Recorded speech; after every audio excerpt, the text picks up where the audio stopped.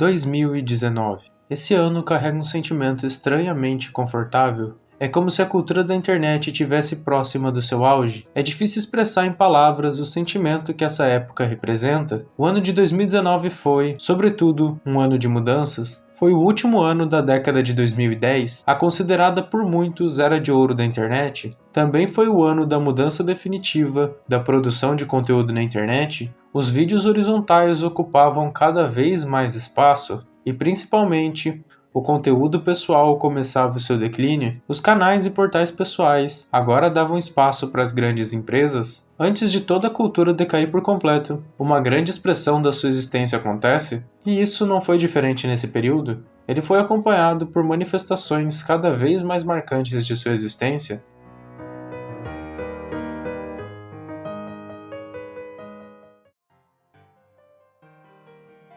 As redes sociais desse período eram diferentes. O caso mais claro disso era o Twitter. Nessa época ainda era possível encontrar traços do que a rede social havia sido projetada para ser. Antes da politização tomar por completo a plataforma, muitas pessoas utilizavam o Twitter apenas como uma plataforma para o compartilhamento de coisas simples do dia, postagens simples em ruas, mercados, shoppings, eventos, restaurantes, assim como notas simples do que a pessoa estava fazendo ou pensando eram muito comuns. Embora a politização já existisse e fosse comum em algumas bolhas, ela ainda não era intrínseca à plataforma. A sua presença era notável, diferente de hoje em dia, onde isso parece ser parte indissociável de qualquer tema da plataforma. É como se a política tivesse em todos os aspectos da rede social, sendo impossível separar o lado simples e aconchegante do lado complexo da plataforma.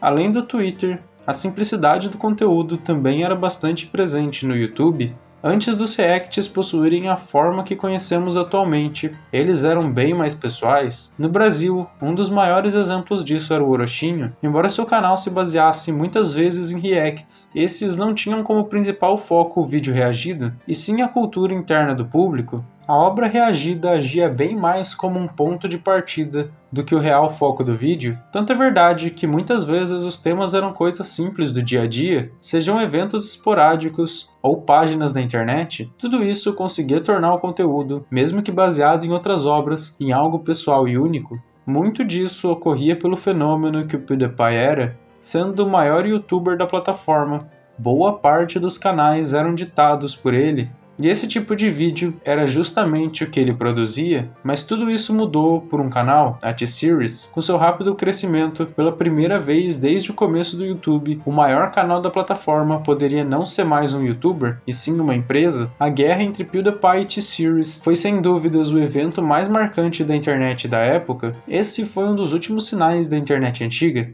Uma campanha massiva para tentar impedir que o maior canal da plataforma fosse uma empresa, e a sensação que tudo isso passava era única, uma união em prol de algo maior, em favor da internet que todos ali tinham conhecido e crescido. Aquele foi um dos períodos mais marcantes que a internet já presenciou. Tudo isso teve seu fim. No dia 31 de março de 2019, a internet não abaixou a cabeça, se unindo para comemorar a derrota e aceitar o inevitável destino da plataforma.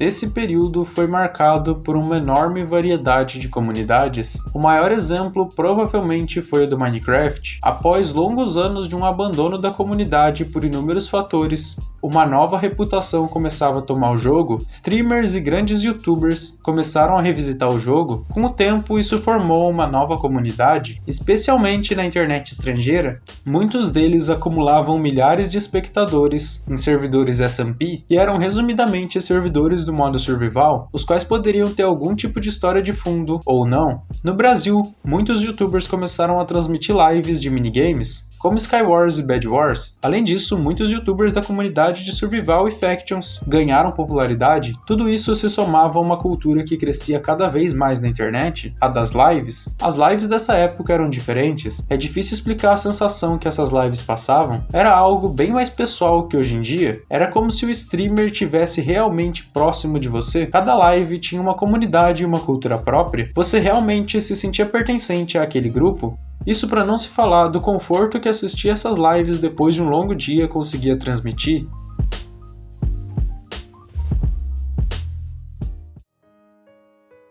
Essa época trazia muitos sentimentos. Sinceramente, é impossível explicar isso bem para quem nunca vivenciou isso em algum período. Talvez as cores sejam uma das melhores formas de ilustrar alguns dos sentimentos daquele período. Os tons de rosa e roxo, que eram muito comuns na época, conseguiam transmitir uma sensação de conforto. É como aquele momento no final da tarde, onde o céu está em tons de rosa e roxo, como se a vida fosse longa e aquele momento fosse a única coisa que importasse. Além disso, as amizades eram diferentes, como se os grupos de amigos pudessem realmente compartilhar as vivências, sair para algum lugar, tomar Coca-Cola com os amigos e passar a noite jogando algo. Era realmente incrível. As músicas dessa época carregavam dois sentimentos distintos. Por um lado, o peso da vida, como as coisas eram complexas e poderiam não ter soluções. Esse sentimento era muito comum em músicas de rap e trap. NF é possivelmente o maior exemplo disso, com letras as quais mostram a confusão e a tristeza que era ignorada na sociedade. Por outro lado, as músicas também transmitiam uma espécie de otimismo e euforia. Esse sentimento podia surgir de qualquer aspecto da vida. Post Malone, Lil Nas X, Blackbeard, Marshmello e dentre outros artistas conseguiam transmitir esse sentimento muito bem. De um modo geral, as músicas conseguiam transmitir a ideia de que a vida vale a pena ser vivida.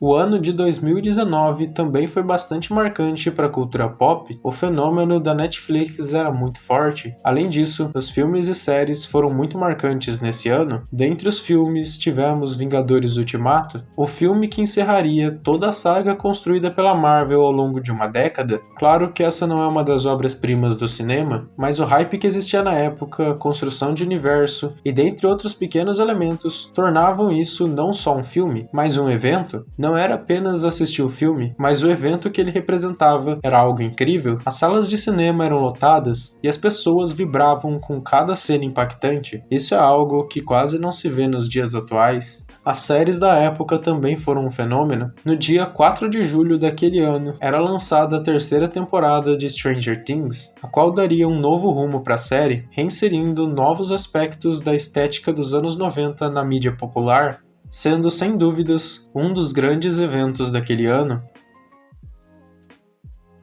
Os jogos também foram extremamente marcantes na época.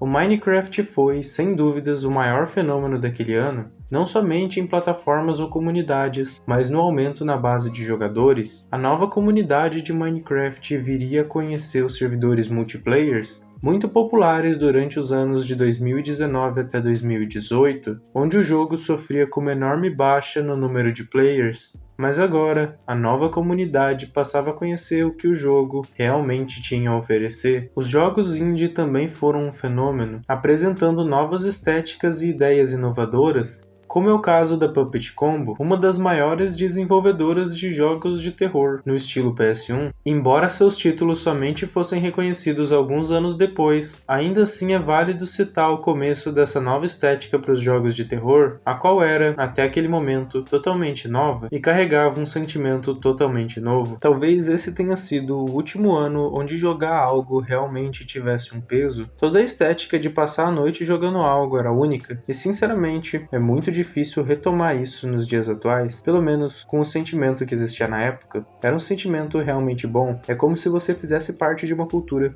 e pudesse contribuir para aquilo. As noites eram mais simples e tranquilas, sempre acompanhadas com lo-fi ou alguma live. Você podia chegar em casa depois de um longo dia e descansar jogando alguma coisa, sem ter que se preocupar com política ou com aspectos técnicos muito relevantes. É diferente ver como tudo aqui era natural, mais tranquilo. Embora fossem mundos criados por outras pessoas, eles eram bem menos artificiais do que são hoje.